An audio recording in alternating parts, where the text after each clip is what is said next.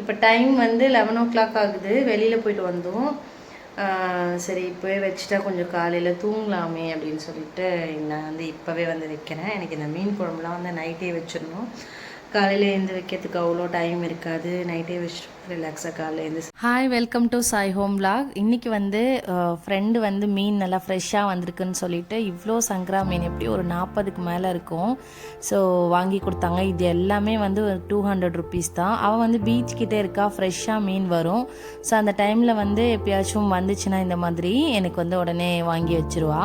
So அன்றைக்கி வந்து husband போயிட்டு நைட் ஆஃபீஸ்லேருந்து வரும்போது மீன் போய் வாங்கிட்டு வந்தாங்க அவங்கள்ட்டேருந்து. ஸோ அப்படியே நைட்டே மீன் குழம்பு வச்சிட்டோன்னா நாளைக்கு மார்னிங் கொஞ்சம் ரிலாக்ஸாக வந்து எந்த சாதம் மட்டும் வச்சுக்கலாமே அப்படின்னு சொல்லிட்டு நைட் வந்து ரெடி பண்ணிகிட்டு இருந்தேன். என்ன ஆச்சுன்னா கொஞ்சம் ஈவினிங் போலே வச்சுருப்பேன். பட் வந்து வெளியே போயிட்டோம் நாங்கள் ஈவினிங்கு. ஸோ வந்து நைட்டு 11 மேலே தான் வந்து மீன் குழம்பு வந்து ரெடி பண்ணிகிட்டு இருந்தேன். மீன் குழம்பு பொறுத்த வரைக்கும் முந்தின நாள் வச்சுட்டு நெக்ஸ்ட் டே சாப்பிட்டோன்னா டேஸ்ட் இன்னும் சூப்பராக இருக்கும். அதனால் வந்து நைட்டே வந்து மோஸ்ட்லி முடிஞ்ச அளவுக்கு வந்து வச்சுருவேன்.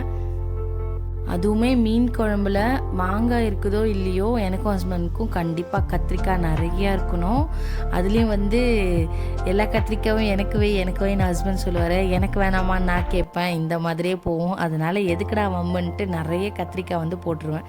ஏன்னா அவ்வளோ கத்திரிக்காய் வந்து 2 பேருக்குமே ரொம்ப பிடிக்கும். அண்ட் இந்த கத்திரிக்காய் வந்து அவ்வளோ வந்து வேஸ்டேஜ் இருக்க மாட்டேங்குது, நிறைய சொத்தெல்லாம் இல்லை. அதனால வந்துட்டு இந்த கத்திரிக்காய் தான் இப்போ ரீசன்ட் டேஸாக வாங்கிட்டுருக்கேன்.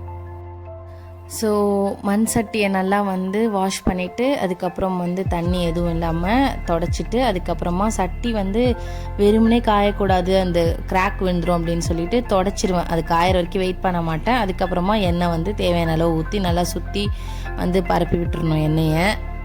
எவ்வளோ புது பாத்திரம் வந்திருந்தாலும் மீன் குழம்பு பொறுத்த வரைக்கும் மண் சட்டியில் வைக்கிற டேஸ்ட்டு கண்டிப்பாக வேறு லெவலில் தான் இருக்கும். நம்ம என்ன தான் கடாயில் வைக்கிறதோட கம்பேர் பண்ணாலும் இதுதான் வந்து நல்ல டேஸ்ட் நல்லாயிருக்கும். மீன் குழம்பு, காரக்குழம்பு இதுக்கெலாம் கொஞ்சம் எண்ணெய் தாராளமாக விட்டுக்கலாம். நான் செக்கில் ஆட்டின மல்லாட்டை எண்ணெய் தான் வந்து போட்டிருக்கேன். அதுக்கப்புறம் வந்து கொஞ்சமாக வந்து தாளிப்பு வடகம் வந்து சேர்த்துக்கலாம். எண்ணெய் காஞ்சதுக்கப்புறம் வடகம் நல்லா பொரிஞ்சதும் ஒரு கைப்பிடி அளவுக்கு பூண்டு வந்து சேர்த்துக்கிட்டேன். நான் எது சமைச்சாலும் பூண்டு வந்து நிறைய சேர்த்து செய்வேன்.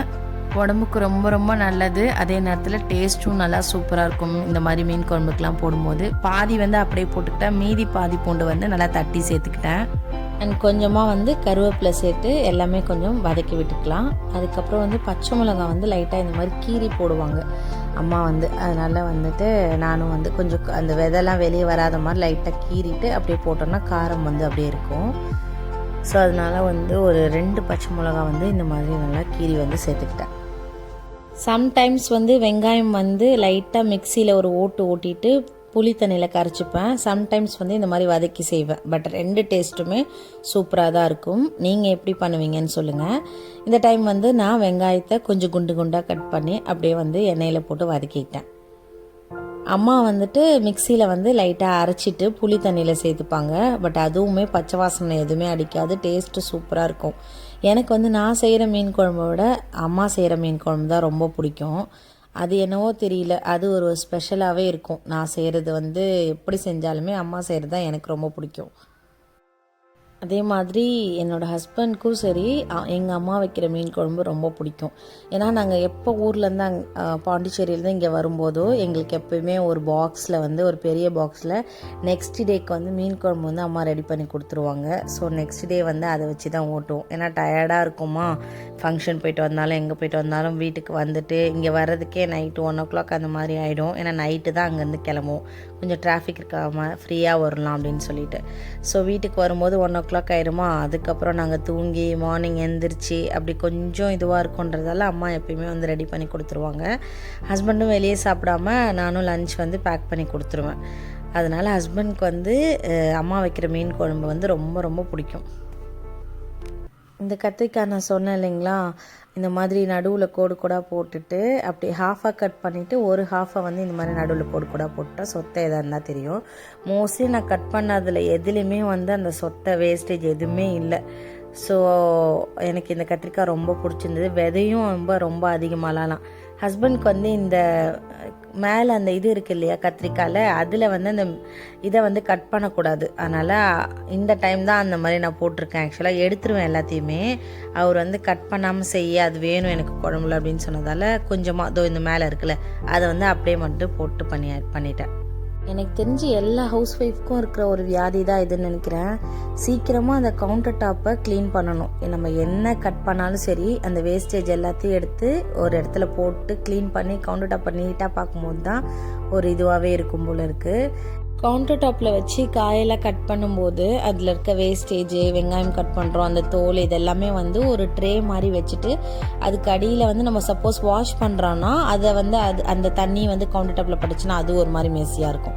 ஸோ இது எல்லாமே அவாய்ட் பண்ணுறதுக்கு ஒரு பெரிய பிளேட் மேலே அதை வச்சுட்டோன்னா நம்ம கட் பண்ணுற வேஸ்டேஜ் எல்லாமே அதிலே போட்டுடலாம். ஒன்ஸ் வந்து அதை மட்டும் எடுத்து நம்ம க்ளீன் பண்ணிக்கிட்டால் ரொம்ப ஈஸியாக இருக்கும். பிடிச்சிருந்தா ட்ரை பண்ணி பாருங்கள். அண்ட் மீன் குழம்பு, காரக்குழம்பு, எந்த குழம்பு வச்சாலும் புளியை வந்து கம்மி பண்ணிவிட்டு தக்காளி வந்து அதிகமாக சேர்த்துக்கோங்க, ரொம்ப நல்லது. புளி வந்து அவ்வளோ உடம்புக்கு நல்லதில்லை. நான் ரீசன்ட் டேஸாக எந்த குழம்பு வச்சாலும் புளியை வந்து கொஞ்சமாக தான் வந்து எடுத்துக்கிறது. மீதி வந்து இந்த தக்காளி பழத்தை வச்சு தான் மேனேஜ் பண்ணுறது. அந்த தக்காளி பழம் வந்து நல்லா பழமாக பார்த்து எடுத்துக்கோங்க, அப்போ தான் டேஸ்ட் நல்லாயிருக்கும். நம்ம கரைச்சி விடுறதுக்கும் சரி வதக்கிறதுக்கும் சரி நல்லா பழமாக இருந்ததுன்னா குழம்போட டேஸ்ட்டு சூப்பராக இருக்கும். இப்போது கட் பண்ண தக்காளியும் வந்து சேர்த்துக்கலாம். அதுக்கு முன்னாடி வெங்காயம் நல்லா வதங்கியிருக்கணும், அது மட்டும் பார்த்துக்கோங்க. ஸோ அதுக்கப்புறம் கட் பண்ண தக்காளி சேர்த்து நல்லா வந்து எண்ணெயிலே நல்லா வதக்கி விட்டுக்கலாம். அண்ட் ஆஸ் யூஷுவல் தக்காளி சேர்த்ததுக்கப்புறம் நல்லா வதங்கிறதுக்காக கல் உப்பு வந்து சேர்த்துக்கலாம் தேவையான அளவுக்கு.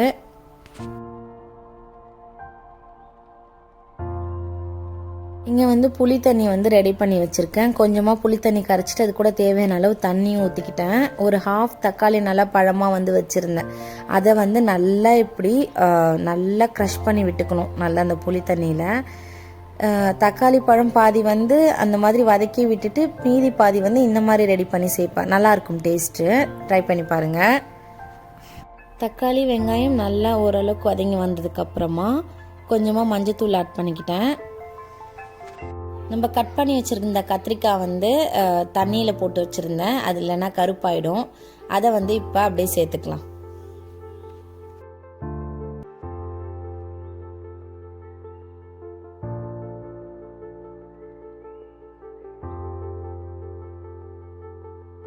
இந்த கத்திரிக்காய் எல்லாமே வந்து இந்த வெங்காயம் தக்காளி அந்த மசாலா கூட வந்து அழகாக நல்லா வந்து மிக்ஸ் ஆகி வரணும்.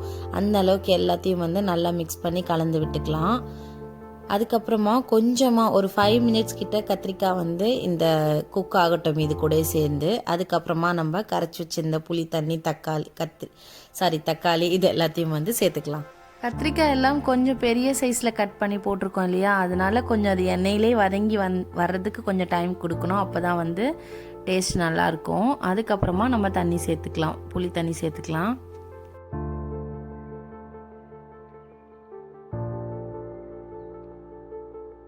இந்த டைம் வந்து புளி கரைச்சல் இருக்குல்ல, தக்காளி புளியெலாம் போட்டு வச்சுருக்கோம்ல, அதில் தான் வந்து வீட்டிலே அரைச்ச குழம்பு மிளகாய் தூள் வந்து ஆட் பண்ணிக்கிறேன். நமக்கு எவ்வளோ குழம்பு வேணுமோ அந்த அளவுக்கு வந்து நம்ம தூள் ஆட் பண்ணிக்கலாம். நான் இந்த ஸ்பூனால் வந்து ஒரு 5 ஸ்பூன் கிட்ட போட்டிருக்கேன்னு நினைக்கிறேன். அதுக்கப்புறம் வந்து கொஞ்சமாக கருவேப்பிலை, அதுக்கப்புறம் வந்து வீட்டிலே ரெடி பண்ண சில்லி பவுடர் மிளகாய்த்தூள், அதுவும் வந்து தனி மிளகாய்த்தூள் அதுவும் வந்து சேர்த்துக்கிட்டேன் காரத்துக்கு ஏற்ற மாதிரி. அது ஒரு 3 ஸ்பூன், சின்ன ஸ்பூனில் ஒரு 3 ஸ்பூன் சேர்த்துக்கிட்டேன்னு நினைக்கிறேன். ஸோ இதெல்லாமே சேர்த்துட்டு நல்லா வந்து கையாலே மிக்ஸ் பண்ணி வச்சுக்கணும். ரொம்பவும் கட்டியாகவும் இல்லாமல் ரொம்பவும் தண்ணியாக இல்லாமல் மிக்ஸ் பண்ணி வச்சுக்கிட்டேன். அதுக்கப்புறம் ஓரளவுக்கு கத்திரிக்காயும் வெந்துடுச்சா, அந்த டைமில் இதெல்லாமே நல்லா கலந்துட்டு தேவைப்பட்டுச்சுன்னா இப்போ வந்து புளி தண்ணி சேர்க்கக்கூடாது, தண்ணி தான் சேர்க்கணும்.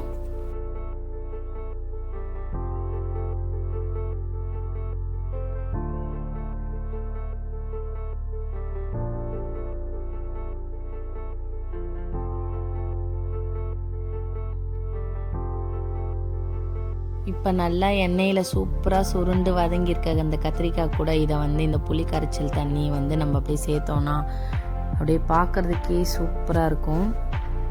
இந்த டைமில் நம்ம உப்பு, அதுக்கப்புறம் குழம்போட கன்சிஸ்டன்சி, அதுக்கப்புறம் வந்து காரம், புளிப்பு இது எல்லாமே இப்போவே நம்ம செக் பண்ணிக்கணும். அப்போ தான் வந்து நம்ம போட்டிருக்க கத்திரிக்காயில் சரி இல்லை எந்த காயாக இருந்தாலும் சரி அதில் வந்து கரெக்டாக உப்பு இறங்கும். அந்த குழம்பும் வந்து நல்லா ருசியாக இருக்கும்.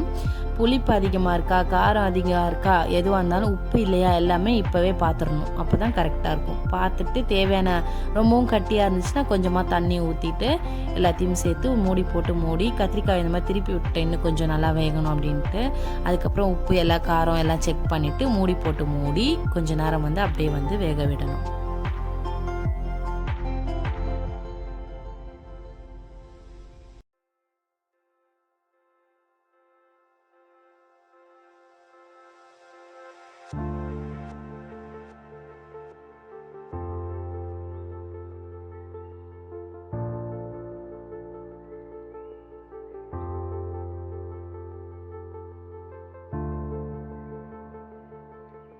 மேரேஜ் ஆன புதுசில் இந்த மாதிரி தான் காரக்குழம்பு வைக்கிறேன்னு சொல்லிட்டு நானும் ஹஸ்பண்டும் போயிட்டு ஃப்ரெண்டுக்கிட்ட கால் பண்ணி கேட்டப்போ அவள் வந்து இந்த மாதிரி புளியெல்லாம் கரைச்சி ஊற்றினோம், குழம்பு தூள்லாம் போட்டுருணும், அதுக்கப்புறம் வந்து ஏடு கட்டி வரும், அதுதான் வந்து கரெக்டான ஸ்டேஜ் அப்படின்ற ஒரு வார்த்தையை வர சொல்லிட்டா. அந்த ஏடு கட்டி வரும் வரும் அப்படின்னு சொல்லி நாங்கள் 2 பேரும் பார்த்து பார்த்து பார்த்து பார்த்து குழம்பு வந்து அப்படியே சுண்டி போய் குழம்புல வந்து சட்டியில் வந்து அவ்வளோ ஒரு ஹாஃப் இருந்துச்சுன்னா அது ஒரு அதை விட ரொம்ப கம்மியாயிடுச்சு. அதுக்கப்புறம் அந்த இன்சிடெண்ட்டை இப்போ வரைக்கும் ஞாபகம் வச்சு சிரிச்சிட்ருப்போம். ஈவன் அன்னைக்கு கூட வந்து ஏடு கட்டியிருக்கு அப்படின்னு சொல்லிட்டு நான் அந்த வீடியோ எடுத்துகிட்டு இருக்கும்போது சொல்லிகிட்டு இருக்கும்போது அன்னைக்கு ஏடு கட்டிச்சு அந்த மாதிரியா அப்படின்னு கேட்டார். கடைசி வரைக்கும் அன்றைக்கி ஏடு கட்டவே இல்லை. குழம்பெல்லாம் சுண்டி போய் ரொம்ப கட்டியானது தான் மிச்சம். அதுவும் இல்லாமல் சுண்டனா ஒரு டேஸ்ட் வரும்ல, அது கூட இல்லை, அவ்வளோ மோசமாக இருந்துச்சு. திருப்பி அதை வந்து யூஸே பண்ண முடியாத அளவுக்கு ஆயிடுச்சு அந்த குழம்பு. இப்போ வரைக்கும் வந்து அந்த இன்சிடெண்ட்லாம் மறக்க முடியாது. எங்கள் அம்மா வந்து சமைச்சிட்டு எல்லோரும் வந்து சாப்பிட உட்காந்துருவோம். ஆனால் எங்கள் அம்மா மட்டும் கிச்சன் ஃபுல்லாக க்ளீன் பண்ணி வச்சுட்டு ஒரு சின்ன கிளாஸு பாத்திரம் கூட இல்லாமல் வாஷ் பண்ணி வச்சுட்டு கவுண்டர் டாப் எல்லாமே தொடச்சிட்டு அதுக்கப்புறம் கிச்சனில் எந்த வேலையும் இல்லாத மாதிரி தான் பண்ணிவிட்டு அதுக்கப்புறம் தான் வந்து சாப்பிட உட்காருவாங்க. அப்போல்லாம் வந்து நானும் அக்கா அண்ணெல்லாம் திட்டிகிட்டு இருப்போம், ஒன்றா உட்காந்து எங்கேயாவது சாப்பிட வரீங்களா அப்படின்னு கேட்போம். பட் இப்போ வந்து என்ன என் பையன் பொண்ணு ஹஸ்பண்ட் 3 பேர் திட்டுவாங்க. அந்த மாதிரி நான் வந்து எல்லாத்தையும் முடிச்சுட்டு போனால் அப்பாடா ரிலாக்ஸாக இருக்கும். திரும்ப கிச்சனுக்கு வந்து கொஞ்சம் நேரத்துக்கு அப்புறம் தான் போகிறோம். அப்போ போகும்போது கிச்சன் நல்லா க்ளீனாக இருக்கணும் அப்படின்னு சொல்லிட்டு கையோடு வந்து இந்த புளி கரைச்ச பாத்திரம், மீன் வச்சுருந்தது எல்லாத்தையுமே வந்து வாஷ் பண்ணி வச்சுட்டு அடுப்பையும் நல்லா தொடச்சி விட்டு குழம்பு எடுத்து வச்சுட்டு வந்தால் தான் நல்லா ரிலாக்ஸாக இருக்கும். ஒரு வழியாக இந்த அளவுக்கு அதான் எண்ணெய் தெளிஞ்சு வரணும்னு சொன்னால இந்த மாதிரி தான் எண்ணெய் தனியாக வந்து ஏடு கட்டி வரும். ஸோ இது வந்து கரெக்டான ஸ்டேஜ், குழம்பு வந்து ரெடி ஆகிடுச்சின்னு அர்த்தம். இந்த டைமில் வந்து நீங்கள் மாங்காய் கட் பண்ணி போடணுன்னா போட்டுக்கலாம். மோஸ்ட்லி நிறைய பேருக்கு மீன் குழம்புனா மாங்காய் கண்டிப்பாக இருக்கணும்னு சொல்லுவாங்க. இந்த டைம் மாங்காய் சீசன் இல்லைல்ல, அதனால் நான் வந்துட்டு மீன் மட்டும் சேர்த்துக்கிட்டேன். நீங்கள் மாங்காய் போட்டுட்டு ஒரு 5 மினிட்ஸ்க்கு அப்புறமா வந்து மீனையும் போட்டுட்டு நீங்கள் ஒரு 5 மினிட்ஸ்க்கு அப்புறம் அடுப்பு வந்து ஆஃப் பண்ணிக்கலாம். அவ்வளோ சங்கரா மீன் இருந்துச்சு. இந்த குழம்பு வந்து இந்த மாதிரி டபுளாக 2 குழம்பு வைக்கலாம் போல இருக்குது, அவ்வளோ மீன் இருந்துச்சு. நான் கொஞ்சமாக வந்து மீன் வந்து இல்லை கொஞ்சம் நிறையாவே மீன் வந்து குழம்புல போட்டுட்டா வறுக்கிறதுக்கு வந்து கொஞ்சமாக தான் எடுத்து வச்சுக்கிட்டேன். எனக்கு வந்து அவ்வளோவா வந்து அந்த மீன் மட்டும் வறுக்கிறது அவ்வளோவா அந்த அளவுக்கு தெரியாதுன்னு தான் சொல்லலாம். என்னை விட ஹஸ்பண்ட் அம்மாலாம் வந்து நல்லா பண்ணுவாங்க. எனக்கு அந்தளவுக்கு பொறுமை இல்லையா என்னான்னு தெரியல. ஆனால் மீன் வறுக்கிறது மட்டும் நான் மோஸ்ட்லி செய்ய மாட்டேன் அதை மட்டும். அண்ட் அவ்வளோதான் நம்மளோட சங்கரா மீன் குழம்பு என்னோடய ஸ்டைலில் நல்லா சூப்பராக ரெடி ஆகிடுச்சு. செம்மையாக வந்து ரெடி ஆகிடுச்சு. இந்த டைமில் வந்து நல்லா ஃப்ரெஷ்ஷான கருவேப்பிலை வந்து நான் கொஞ்சமாக வந்து மேலே போட்டு விட்டுருவேன். நீங்கள் ஒரு பிகினராக இருக்கீங்க, இப்போ தான் வந்து குக்கிங் கற்றுக்குறீங்கன்னா கண்டிப்பாக இந்த சிம்பிளான மீன் குழம்பு உங்களுக்கு யூஸ்ஃபுல்லாக இருக்கும். கண்டிப்பாக ட்ரை பண்ணி பாருங்கள்.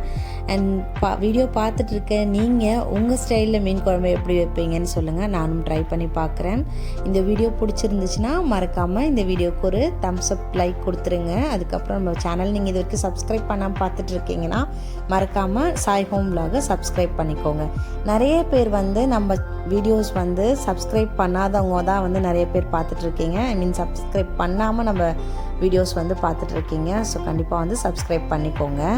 இது வந்து நெக்ஸ்ட் டே மார்னிங் நம்ம இந்த மாதிரி ஓப்பன் பண்ணி பார்க்கும்போது அப்படியே இன்னும் அதை விட சூப்பராக, நேற்று பார்த்ததை விட நல்லா அந்த குழம்புல மீன்லாம் ஊறி இந்த எண்ணெய்லாம் தெளிஞ்சு எவ்வளோ சூப்பராக வந்திருக்கு பார்த்தீங்களா.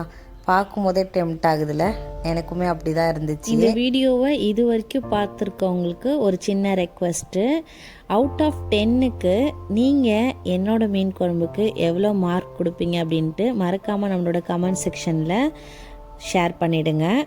அண்ட் உங்களுக்கு வந்து எந்த மீன் வந்து ரொம்ப மோஸ்ட் ஃபேவரட் மீன்? எனக்கு வந்து சின்ன மீனில் இந்த சங்கரா மீன் வந்து ரொம்ப ரொம்ப பிடிக்கும். உங்களுக்கு எந்த மீன் பிடிக்கும் அப்படின்றதையும் மறக்காமல் நம்மளோட கமெண்ட் செக்ஷனில் ஷேர் பண்ணிக்கோங்க. ஹாய் ஹலோ, நம்ம சேனல் சாய் ஹோம் vlog உங்களுக்கு பிடிச்சிருந்துச்சுன்னா மறக்காமல் இந்த வீடியோவை லைக் பண்ணி நம்ம சேனலை சப்ஸ்கிரைப் பண்ணி வச்சுக்கோங்க. வேற ஒரு யூஸ்ஃபுல்லான வீடியோவில் பார்க்கலாம். பாய்.